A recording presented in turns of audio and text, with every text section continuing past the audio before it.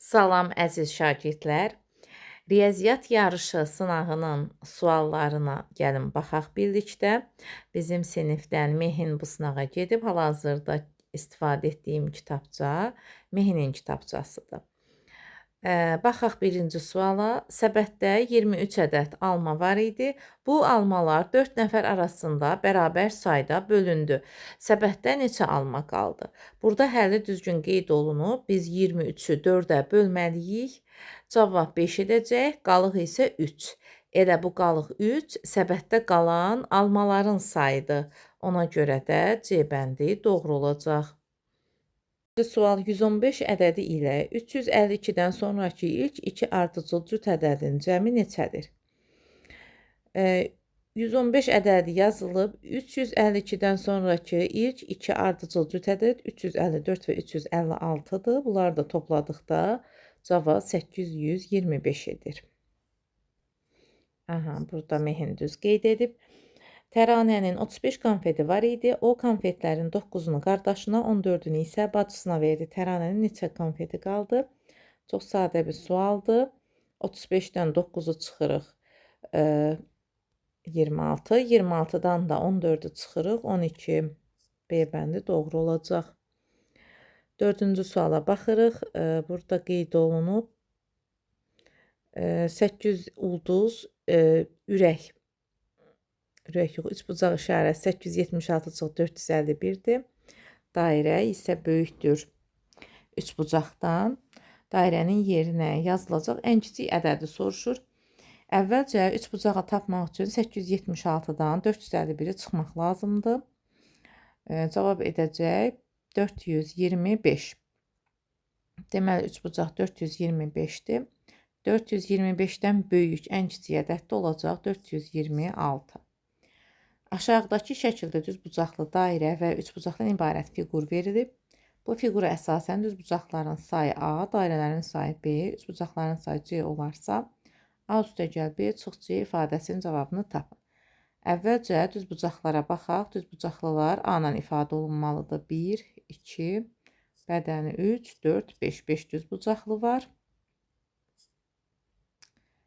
Sonra baxırıq B, üçbucaqların sayıdır. Üçbucaq 1, 2, 3, 3 dənə üçbucaq var. Dairə də 3 dənədir. 5-in üzərinə 3 gəlib, 3 çıxıb, cavab 5 olub. Digər tapşırıqda 14-ü 6-ya vurub, kvadratı tapıb, 14-ü 6-ya vuranda 84 eləyir. 84-ü 7-yə vurub üçbucağı tapırıq. 7 dəfə 4-ün 28, 2 yadda, 7, 56, 58, 588 düzdür. 588-dən də 84-ü çıxanda 504 edəcək. Növbəti suala baxırıq. 7-ci suala baxırıq. Qalıqlı bölmədə qalıq 2, qismət 10, bölən 3 olarsa bölünən neçə olar? Biz bilirik ki, qalıqlı bölmədə qisməti bölənə vurub, üzərinə qalıq gəlməlidir. 13-ə vur 30, 30-un üzərinə 2, 32. Cavab B doğru olacaq. 32. 8-ci suala baxırıq. Burada qeyd olunub A, B, 3. Başında xətt qoyulması o deməkdir ki, bu hər hansı bir 3 rəqəmli ədəddir. Bunu alt-alta yazsaq daha rahat tapmış olarıq. Belə. A, B, 3, üstəgəl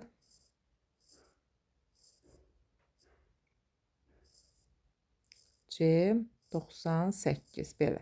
Bu yazılışı sütun şəklində yazdım. Belə yazmaq daha rahatdır. 3-ün üzərinə 5 gəlsək 8 edəcək. Neçənin üzərinə 2 gəlsək, burada onluq yaranmadı. Yenə onluq. Neçənin üzərinə 2 gəlsək 9 eləyəcək. Əlbəttə ki, 7-nin.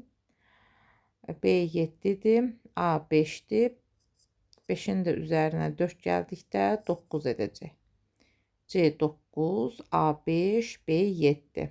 C 9 olması doğrudur. C-ni soruşur bizdən. 9-cu sual. Onluqlara qədər yuvarlaqlaşdırılan zaman 70 alınan ən böyük və ən kiçik ədədlərin cəmini tap. Burada həlli qeyd olunub. Onluqlara qədər yuvarlaqlaşdırdıqda 70 alınan ən böyük ədəd 74-dür, ən kiçik ədəd 65. Topladıqda 139 olacaq. 10-cu suala baxırıq. Kamranın 40 manat pulu var. Qardaşı Rəşadın isə 20 manat pulu var. Hər ikisi pulun bir qismini xərclədi. Yerdə nə qədər pul qaldı? Verilmiş məsələnin həlli üçün hansı məlumat yoxdur? Kamranın cəmi pul sayı var. Kamranın pul sayı. Rəşadın cəmi pul sayı. Rəşadın pulu var. Hər ikisinin xərclədiyi məbləğin cəmi yox. Hər ikisinin xərclədiyi məbləğ yoxdur burada. Amma D bəndi hər ikisinin əlində olan pulun cəmi var. 60 manatdır. Yəni Kamranın 40 manat pulu var. Qardaş Rəşadın 20 manat pulu varsa, hər ikisinin əlində olan pulun cəmi verilmiş olacaq. Ona görə də burada C bəndi olacaq. 11-ci sual. Burada tənlikdir. Tənlikdə bərabərliyin ikinci tərəfindəki cavab tapılmalıdır. 16 üstə gəl 14 30 edəcək. Azalanı tapmaq üçün burada məchul azalandı. 30 və 23 toplamaq lazımdır. X 53 olacaq. X 53'dür. Y-i buradan tapaq. Bunları hesabladıqda 61. 67-dən 61'i çıxdıqda Y 6 qalacaq. Daha sonra 53 və 6-nı topladıqda 59 doğru cavabdır. Yarısı 47 olan ədədi 6-ya bölsək, alınan qalıq neçə olar? Yarısı 47-dirsə, ədədin özü 94 olacaq. 94'ü də 6-ya bölək. 9'un içərisində 6 bir dəfə, 1'i 6-ya vururuq 6, 4'ü düşürür, 34'ün içində 6 5 dəfə, 6 dəfə 5'in 30, 4 qalıq 4 olacaq. 13-cü suala baxırıq. Həyətdə 4 alma ağacı, hər ağacın 12 budağı var. Budaqların üzərində 7 alma olarsa, almaların ümumi sayı neçədir? Əvvəlcə 4'ü 7'yə vurmaq lazımdır. 48. Deməli, 48 budaq var. Budaqların üzərində 7 alma. 48'i 7'yə vurduqda 336 edəcək.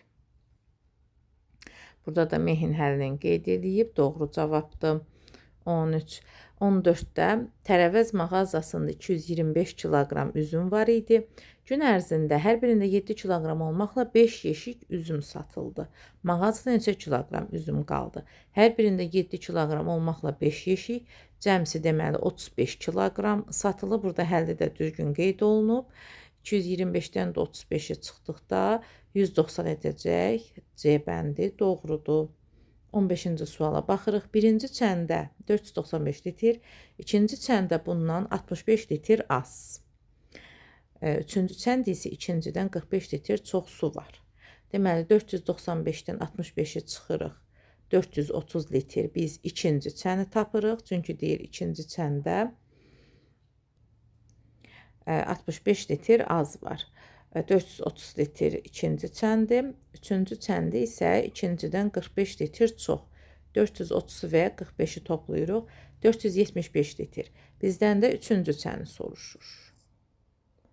Ona görə də 475 B bəndi doğru cavabdır. 16-cı suala baxırıq. Bərabər yanlı üçbucağın bütün tərəflərinin cəmi 23 cm bərabərdir. Bu üçbucağın yan tərəflərindən birinin uzunluğu 7 cm olarsa, oturacağının uzunluğu neçə cm olar? Əgər yan tərəflərindən biri 7-dirsə, deməli digər də 7 olacaq. Burada düzgün qeyd edib Mehin. Və oturacağı tapmaq üçün də bütün tərəflər 23'dür. Yan tərəfləri toplayırıq. 7, 7, 14. 23'dən də 14'ü çıxdıqda 23 və 14'ü çıxıb 9 cm belə alınıb. B bəndi. 17-ci suala baxırıq. Səlimin 8 manat pulu var. Bu Akçinin pulundan 6 dəfə azdır. Onların cəmi neçə manat pulu var? Baxırıq, Səlimin pulu Akçinin pulundan azdır. Deməli, Akçinin pulu çoxdur. 6'nı 8'ə vurub biz 48 Akçinin pulunu tapırıq və onların cəmi neçə manat pulu var? Ona görə də 48 və 8 toplanılıb 56 doğru cavab olub. 18-ci suala baxırıq. Paraleloqram haqqında hansı fikir doğrudur? Yalnız iki tərəfi paraleldir. Bu trapesiyaya aiddir. Qarşı tərəfləri bərabərdir. Bu doğrudur. Bütün tərəfləri bərabərdir. Xeyr, bu rombun xüsusiyyətidir. Bir də kvadratın xüsusiyyətidir. Qonşu tərəfləri bərabərdir. Bu da paraleloqrama aid deyil. Ona görə də B bəndi doğru olacaq. 19-cu suala baxırıq. Azər hər yeşikdə 9 kiloqram olmaqla 8 yeşik, Akşin isə hər yeşikdə 8 kiloqram olmaqla 9 yeşik üzüm dərdi. Hər oğlan neçə kiloqram üzüm dərdi? Deməli, 9-u 8-ə vurduq 72, 8-i 9-a vurduq 72. Hər oğlan 72 üzüm dərib. 20-ci suala baxırıq. Burada vuruq məchuldur. Məchul vuruğu tapmaq üçün hasili məlum vuruğa bölməliyik. 54 9-a bölünüb 6, kvadrat 6 olub. Sonra burada bölünən məchuldur. 9 6-ya vurub, 9 4-ə vurulub 36. 3 bucaq 36 olub. Üçüncüdə də vuruq məchuldur. 32 4-ə bölünüb 8. Bunları topladıqda 50 alınır. Doğru cavab da 50. Keçirik 4 ballıq suallara. 21-ci məsələ. R725 sərnişin təyyarəsi bir koridor və ya koridorun hər iki tərəfində hər sırada 4 oturacaq olacaq şəkildə dizayn edilmişdir. Bu sərnişin təyyarəsi cəmi 208 sərnişin qəbul edə bilirsə, təyyarədə neçə sıra oturacaq var? Deməli, belə bu koridordursa, hər iki tərəfində hər sırada 4 oturacaq olacaq şəkildə. Bu birinci oturacaq, bu da ikinci oturacaq. Belə oturacaqlar düzülüb. Hərəsində 4 dənədir. Deməli, belə bir sıraya baxdıqda burada 8 dənə olacaq. Ona görə də 208 8-ə bölünməlidir. Bu da eləyəcək 2. 2 dəfə 8-in 16, 4. 8-i düşürürük. 48-in 8, 6 dəfə. 6 və 8-in 48. Cavab da 26 edəcək. Sonra bunun həlli yazılmayıb. 22-ci sual. Gülşənin 450 manat pulu var. O, ayaqqabı və kostyum almaq istəyir. Ayaqqabının qiyməti 95 manat, kostyumun qiyməti isə bundan 280 manat bahadır. O, bu məbləğ ilə ayaqqabı və kostyum ala bilərmi? Baxaq, 280 üzərinə 95 gəlib, biz ayaqqabının qiymətini tapırıq. Burada doğru tapıb 375 manat. Və ayaqqabı və kostyum almaq istəyirsə, biz 375 və 95-i toplamalıyıq. Sonra 450-dən çıxmalıyıq. Baxırıq 300, burada biraz həlini fərqli. 470 manat ayaqqabı və kostyumun qiyməti eləyir. 450 manat pulu varsa 20 manat pulu çatmaz. Ona görə də D bəndini götürə bilmərik, C-ni, A-nı götürə bilmərik. B bəndi doğru cavab olacaq. 23-cü sual. Arzunun bir neçə manat pulu var idi. Ona 93 manat verdikdən sonra 75 manat xərclədi. Bundan sonra Arzunun 233 manat pulu qaldı. Əvvəlcə Arzunun neçə manat pulu var idi? Burada düzgün qurulub. Amma sən bəndi qeyd eləməyib Mehin. Baxaq, Arzunun bir neçə manat pulu var idi. A, ona 93 manat verdikdən sonra 75 manat xərclədi. Bundan sonra 233 manat qaldı. Və tərsinə geriyə doğru işarələri dəyişə-dəyişə gəlirik. 233-ün üzərinə 75 gəlib, 93 çıxmaq lazımdır. 215 doğru cavabdır. Həll yazılıb, amma bənd işarələnməyib. 24-cü sualda sual işarəsinin yerinə uyğun gələn ədədi tapaq, məntiqdir. Burada 9-u 7-yə vurub, tərsinə yazıb, 9-u 7-yə vurduqda 63 edir. 63, rəqəmlər çevirəndə 36, 3-ü 5-ə vuranda 15, rəqəmlər çevirəndə 51, 8-i 4-ə vuranda 32, rəqəmləri tərsinə çevirib 23. 25-ci suala baxırıq. 25-ci sualda Mehin bu sualın həllini çox gözəl qeyd edib. Burada soruşur ki, aşağıdakı həndəsi fiqurların üzlərinin və təpələrinin sayı tillərinin sayına neçə ədəd çoxdur? Əvvəlcə hər bir şəkildə neçə üz, neçə təpə olduğunu qeyd edib və hər fiqurun da üzərində tillərin sayını qeyd edib. Və aşağıda da həllini yazıb, sonra pozub burada, amma həll də düzgün yazılmışdı.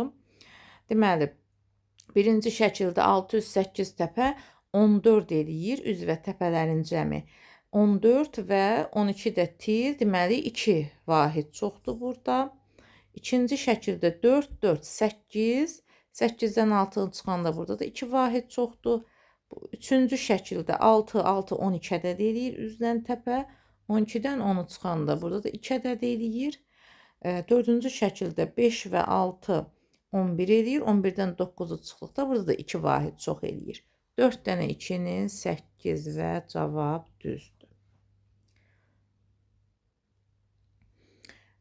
Bu sual isə təəssüf ki, çaşdıra bilib mehini.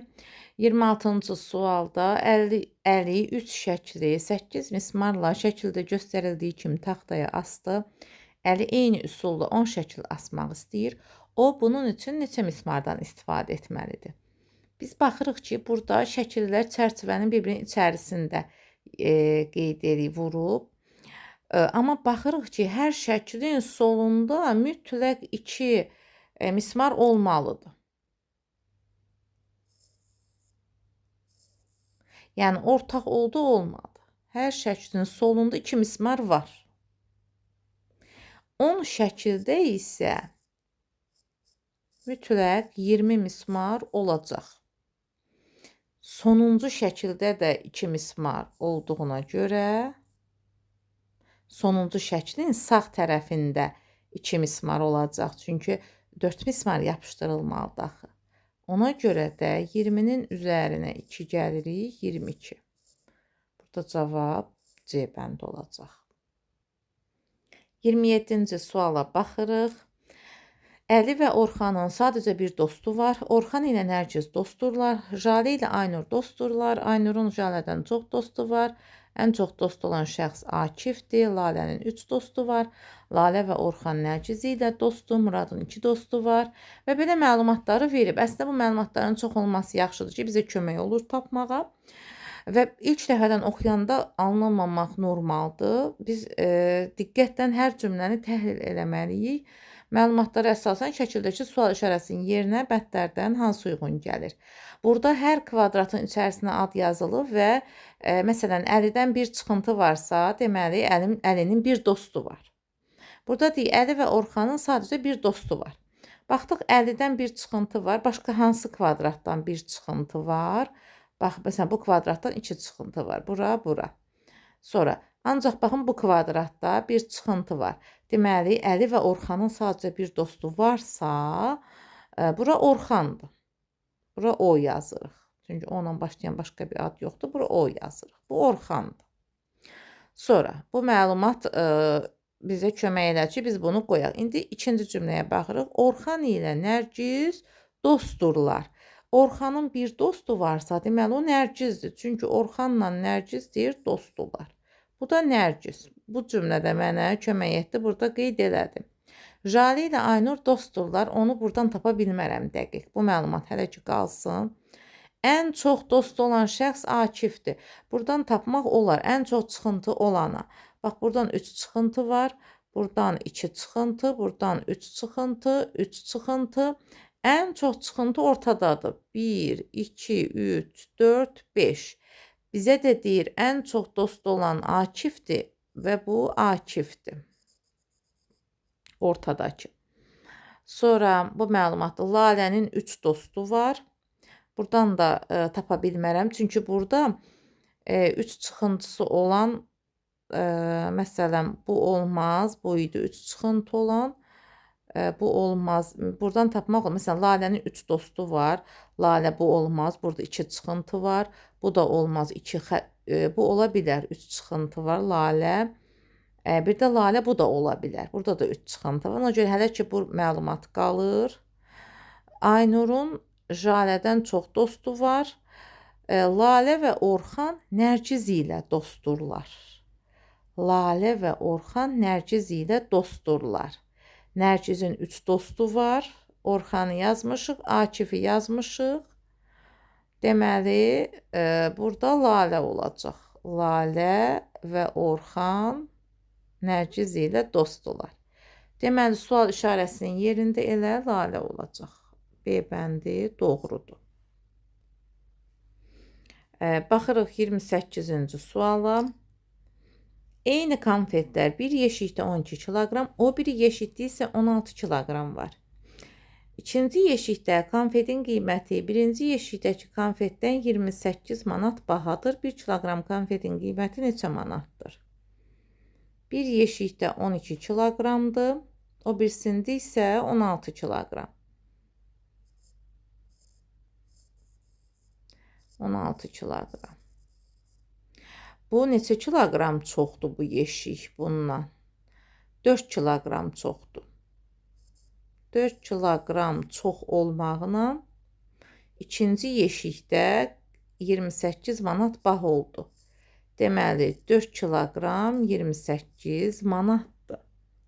Yəni ikinci yeşikdə konfetin qiyməti birinci yeşikdən 28 manat bahadır. Həm də ikinci yeşik 4 kiloqram çoxdur. 4 kiloqram çox olmaqla 28 manat baha oldusa, 1 kiloqramın qiyməti 7 manatdır. Elə bizdən də 1 kiloqram qiymətini soruşurdu, 7 manat olacaq. Baxırıq 29-cu suala. Bir sinifdə imtahanda iştirak edən 5 şagirdin nəticələri haqqında aşağıdakı məlumatlar verilmişdi. Qızlar birinci və ya sonuncu olmamışdı. Malik Arifdən daha çox bal toplamış yığmışdı. Səid Könüldən az, Rənadan çox bal yığmışdı. Burada uşaqların adı qeyd olunmalıdır və üçüncü kim olmuşdu? Ən çox bal toplayan birinci olacaq. Yəqin ki, birinci, ikinci, üçüncü, dördüncü, beşinci deyə yazırıq. Və aşağıdan da adları qeyd eləməliyik. Adların baş hərflərini qeyd etsək bəsdir. Malik, Arif, Səid. Malik, Arif, Səid. Daha sonra qızların adı Könül, Rəna. Könül, Rəna. Baxırıq.